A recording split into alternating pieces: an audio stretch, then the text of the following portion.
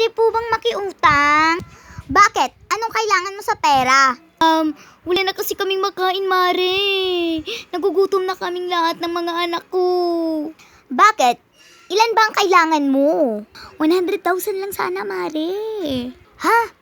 Ang laking bagay naman noon, pero sige na. Basta bayaran mo to sa susunod na month. Sige, pautangin na kita. Oh, Mare, heto na.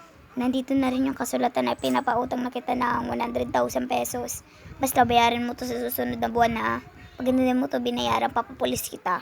Sige na.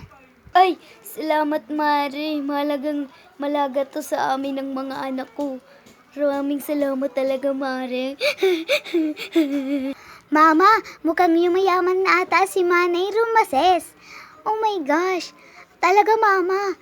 Yumayaman nga si Manay Rumases. Oh my gosh, tingnan mo, Nanay. Ang dami niyang pera, humingi ka kasi. Ano?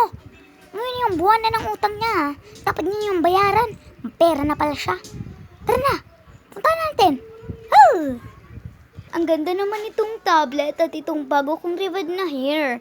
Ang ganda, mabuti na lang binigyan ako ng Mare ng 100,000 ay hindi pala yung bigay. Utang pala. Hindi ko na yung babayaran. Hoy, Mare, yung utang mo sa akin, bayaran mo na. Selfie ka dyan, tapos nagpariban ka pa. Ang utang mo, hindi mo pa nabayaran. Biyanan mo na. Akin na. Mare, nandiyan ka pala nung tablet ko nahulog.